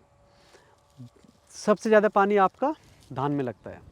आप सोच के देखो, धान में हम लोग बोलते हैं 160 सेंटीमीटर, कितना बड़ा एरिया होगा। 160 सेंटीमीटर, यहाँ से यहाँ तक कि 160 सेंटीमीटर खड्डी पानी की परत, इतना पानी चौड़े में धान में लगता है, चोने में लगता है। बिल्कुल जी। ठीक है। इस हम लोगों ने कुछ एक्सपेरिमेंट किए, अच्छा। जैसे ड्रिप इरिगेशन सिस्टम। अगर आप ड्रिप से पानी देते हैं तो आपकी 60% पानी की बचत हो जाती है। कणक में भी जो उपज आपकी फुल वाटर, यानी इसमें लगता है लगभग 40 से 45 सेंटीमीटर। अच्छा, फ्लड इरिगेशन। फ्लड इरिगेशन इसमें कणक में, उसको आप लगभग हाफ कर सकते हैं अगर ड्रिप इरिगेशन यूज़ करते हैं। सरकार इस पे सब्सिडी भी देती है, हाँ जी, ड्रिप इरिगेशन लगाने के लिए सब्सिडी है। हाँ जी, प्लस है। क्योंकि मुझे नहीं पता इन फ्यूचर में क्या होगा, लेकिन एक चीज़ की मैं भविष्यवाणी जरूर कर सकता हूँ, अगर इन फ्यूचर कभी समस्या आई तो पानी की सबसे बड़ी समस्या आएगी। और पीने के पानी की, नहाने के पानी की कभी समस्या नहीं आएगी, समस्या आएगी एग्रीकल्चर में जो पानी यूज़ करते हैं उसकी। बड़ा सिंपल सा है, आपके एग्रीकल्चर को फ्रेश वाटर चाहिए। जैसे समुद्र का पानी तो बहुत है, अथाह है दुनिया में, उसको यूज़ नहीं कर सकते हम लोग एग्रीकल्चर में। एग्रीकल्चर को चाहिए फ्रेश वाटर। अगर कभी कमी हुई तो फ्रेश वाटर की एग्रीकल्चर में कमी होगी। हमारा जो वाटर टेबल है, पंजाब का एक एग्जांपल लेते हैं, on an average 1 metre like 90 centimetre हर साल नीचे जा रहा है ऑन एन एवरेज। तो सोचो 10 साल बाद, 20 साल बाद, और ऐसा तो है नहीं कि नीचे अनलिमिटेड वाटर का रिसोर्स है।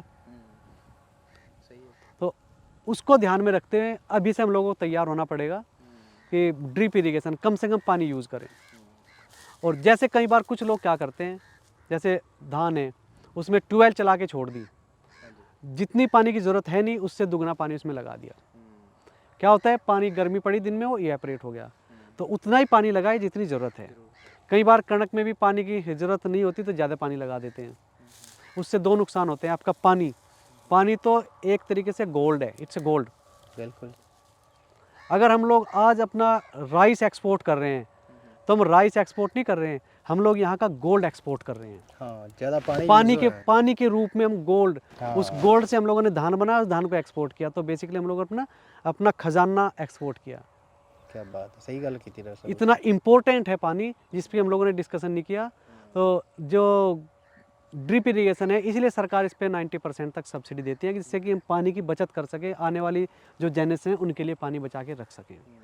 ये बहुत ही एक इम्पोर्टेंट विषय है। हम लोग कणक की कई वैरायटी विकसित करने की कोशिश कर रहे हैं। हाँ भी जड़ा घट पानी यूज़ करते। हाँ, ऐसे पंजाब में हम लोग बोलते हैं पूरा इरीगेटेड व्हीट है। कुछ हिस्से ऐसे भी हैं हमारे देश के जहाँ पे पानी है नहीं, पूरा रेनफीड बारिश के ऊपर निर्भर करता है। यहाँ पे 1 या 2 सिंचाई के लिए ही पानी उपलब्ध है। हम लोग कणक की ऐसी वैरायटी विकसित कर रहे हैं, करने की कोशिश कर रहे हैं जो कम से कम पानी में भी अच्छी से अच्छी उपज दे दे। उसे बोलते हैं ड्राउट टोलरेंट वैरायटी। जैसे हीट टोलरेंट, ऐसी ड्राउट टोलरेंट। तीसरा एक और विषय था, शायद हम लोगों ने डिस्कस नहीं किया डिटेल में, क्वालिटी के ऊपर बात करते हैं। कुछ चीज़ें समय के साथ साथ, जैसे शुरू में हम लोग बता, चेंज होती हैं। मार्केट या डिमांड ड्रिवन, कंज्यूमर की, कस्टमर की क्या प्रेफरेंस है उसके हिसाब से।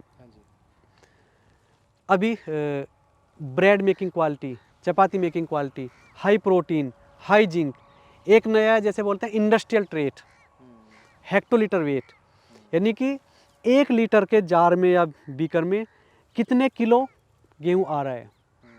जितना ज़्यादा होगा इसका मतलब वो ग्रेन आपका उतना ही सॉलिड होगा, वो उतना ही भरा होगा, सिकुड़ा नहीं होगा। सिकुड़ा कमज़ोर दाना होता है, उसका हेक्टोलीटर वेट कम होता है। स्ट्रॉन्ग मजबूत भरा हुआ दाना होता है, उसका हेक्टोलीटर वेट ज़्यादा होता है। जो मिलिंग इंडस्ट्री है, जो आटा बनाती हैं, अगर हेक्टोलीटर वेट होता है तो उनके मिलिंग में लॉसेज होते हैं। उनकी प्रेफरेंस रहती है कि वैरायटी ऐसी हो जिसका हेक्टोलीटर वेट ज़्यादा हो। तो हम लोग इस तरह के ट्रेट को, कैरेक्टर को ध्यान में रख के भी नई प्रजाति विकसित कर रहे हैं। डॉक्टर साहब बहुत ਵਧੀਆ ਲੱਗਿਆ, ਮਤਲਬ ਬੜਾ ਕੁਝ ਸਿੱਖਣ ਨੂੰ ਮਿਲਿਆ, ਆਪਣੇ ਕਿਸਾਨਾਂ ਨੂੰ ਵੀ ਬੜਾ ਕੁਝ ਸਿੱਖਣ ਨੂੰ ਮਿਲਿਆ ਹੋਊਗਾ। ਮੈਂ ਬਹੁਤ ਬਹੁਤ ਧੰਨਵਾਦ ਕਰਦਾ ਤੁਹਾਡਾ। ਕਦੇ ਹੋਰ ਵੀ ਮੈਨੂੰ ਮੈਸੇਜ ਆਉਣਗੇ ਜਾਂ ਕੁਝ ਵੀ ਹੋਊਗਾ, ਤੁਹਾਨੂੰ ਵੀ ਮੈਸੇਜ ਆਉਣਗੇ ਤਾਂ ਆਪਾਂ ਜ਼ਰੂਰ ਇਨ ਫਿਊਚਰ ਡਿਸਕਸ ਕਰਾਂਗੇ। ਕੋਈ ਵੀ ਸਵਾਲ ਹੋਣਗੇ, ਮੈਨੂੰ ਲੱਗਦਾ ਆਪਾਂ ਬਹੁਤ ਗੱਲਾਂ ਡਿਸਕਸ ਕਰ ਲਈਆਂ। ਬਹੁਤ ਵਧੀਆ ਲੱਗਿਆ ਹੋਊਗਾ। ਮੈਂ ਥੋੜ੍ਹਾ ਜਿਹਾ ਤੁਸੀਂ ਤੁਹਾਡੇ ਬਿਹਾਫ 'ਤੇ ਸੁਨੇਹਾ ਦੇ ਦਾਂ ਕਿਸਾਨਾਂ ਨੂੰ। ਦੋਸਤੋ, ਤੁਸੀਂ ਕਦੇ ਵੀ ਜਿੱਦਾਂ ਡਾਕਟਰ ਉੱਤਮ ਨੇ ਕਿਹਾ ਕਿ ਤੁਸੀਂ ਮਿਲਣ ਆ ਸਕਦੇ ਹੋ, ਇੱਥੇ ਵਿਜ਼ਿਟ ਕਰ ਸਕਦੇ ਹੋ। ਕੁਝ ਵੀ ਤੁਹਾਡੀ ਕੋਈ ਵੀ ਸਮੱਸਿਆ, ਇਹ 24 ਘੰਟੇ ਤੁਹਾਨੂੰ, ਜੇ ਤੁਸੀਂ ਇੱਥੇ ਫਾਰਮ ਤੇ ਆਓਗੇ ਨਾ, ਤੁਸੀਂ ਇੱਥੇ ਦੇਖੋਗੇ ਮਾਹੌਲ ਤਾਂ ਤੁਹਾਨੂੰ ਬਹੁਤ ਵਧੀਆ ਲੱਗੂਗਾ। ਇਹ ਤੁਹਾਨੂੰ ਸਿਖਾਉਣ ਦੇ ਚਾਹਵਾਨ ਹੈ, ਉਹ ਚਾਹੇ ਬਿਜਾਈ ਹੋਵੇ, ਚਾਹੇ ਵੈਰਾਈਟੀ ਦੀ ਜਾਣਕਾਰੀ ਹੋਵੇ, ਚਾਹੇ ਬੀਜ ਦੀ ਜਾਣਕਾਰੀ ਹੋਵੇ, ਚੰਗੇ ਬੀਜ ਕਿਹੜੇ ਆ ਆਪਣੇ, ਕਿਹੜੀ ਸਾਊਥ ਪੰਜਾਬ ਦੇ ਵਿੱਚ ਜਾਂ ਮਿਡ ਦੇ ਵਿੱਚ ਜਾਂ ਹੋਰ ਵੀ ਕਿਤੇ, ਕਿਉਂਕਿ ਇਹ ਹਰੇਕ ਜਗ੍ਹਾ ਦੇ ਉੱਤੇ ਬਿਮਾਰੀਆਂ ਨੂੰ ਲੈ ਕੇ ਤੇ ਬੀਜਾਂ ਨੂੰ ਲੈ ਕੇ ਖੋਜ ਕਰਦੇ ਰਹਿੰਦੇ ਆ। ਤੁਸੀਂ ਕਦੇ ਵੀ ਆਓ, ਮੈਂ ਦੁਬਾਰਾ ਦੱਸ ਦਿੰਦਾ, PAU ਦੇ ਜਿਹੜਾ 8 ਨੰਬਰ ਗੇਟ ਆ, ਉੱਥੋਂ ਤੁਸੀਂ ਜਲੰਧਰ ਬਾਈਪਾਸ ਜਾਓਗੇ ਤਾਂ ਤੁਹਾਨੂੰ ਬੀਸਾ ਜਿਹੜਾ ਫਾਰਮ ਆ ਉਹ ਮਿਲ ਜੂਗਾ। ਤੁਸੀਂ ਗੂਗਲ ਵੀ ਕਰ ਸਕਦੇ ਹੋ। ਤੁਸੀਂ ਵੈਬਸਾਈਟ, ਡਾਕਟਰ ਸਾਹਿਬ ਵੈਬਸਾਈਟ ਤੇ ਵੀ ਚੈੱਕ ਕਰ ਸਕਦੇ ਆ ਆਪਣਾ ਕੋਈ फ़ोन नंबर वगैरह ਜਾਂ कुछ भी, या वैरायटी वगैरह। फ़ोन नंबर तो नहीं मिलेगा वेबसाइट के ऊपर। उसका कारण क्या है कि हम लोग हजारों किसानों से जुड़े हुए हैं। हाँ नहीं, वेबसाइट पे चेक तो कर सकते हो। वेबसाइट से सारी इन्फॉर्मेशन, हमारे सारे फार्म, बीज की उपलब्धता, क्या रिसर्च चल रही है, क्या प्रोजेक्ट्स हैं, सारी की सारी आपको इन्फॉर्मेशन वहाँ पे मिल जाएगी। ਤੁਸੀਂ ਬੀਸਾ ਦੀ ਵੈਬਸਾਈਟ ਤੇ ਜਾ ਕੇ ਸਭ ਚੈੱਕ ਕਰ ਸਕਦੇ ਹੋ। ਮੈਨੂੰ ਪਤਾ ਪੰਜਾਬ ਦੇ ਕਿਸਾਨ ਬਹੁਤ ਅਗਾਂਹ ਵਧੂ ਹੈ, ਨਾਲ ਸਾਡੇ ਹਰਿਆਣੇ ਦੇ ਕਿਸਾਨ ਵੀ ਜਿਹੜੇ ਨੇੜੇ ਇਸ ਫਾਰਮ ਦੇ ਆ, ਲਾਡੋਵਾਲ ਫਾਰਮ ਦੇ, ਉਹ ਜ਼ਰੂਰ ਜਾ ਸਕਦੇ ਆ। ਬਾਕੀ ਬਿਹਾਰ ਦੇ ਵਿੱਚ ਅਤੇ ਮੱਧ ਪ੍ਰਦੇਸ਼ ਦੇ ਵਿੱਚ ਜਿੱਦਾਂ ਡਾਕਟਰ ਸਾਹਿਬ ਨੇ ਦੱਸਿਆ, ਤੇ ਤੁਸੀਂ ਬਹੁਤ ਵਧੀਆ ਖੇਤੀ ਕਰੋ, ਚੰਗੀ ਖੇਤੀ ਕਰੋ, ਖਾਸ ਤੌਰ ਤੇ ਪਾਣੀ ਦੀ ਬਚਤ ਕਰੋ। ਤੁਹਾਡਾ ਬਹੁਤ ਬਹੁਤ ਧੰਨਵਾਦ। ਧੰਨਵਾਦ ਡਾਕਟਰ ਸਾਹਿਬ।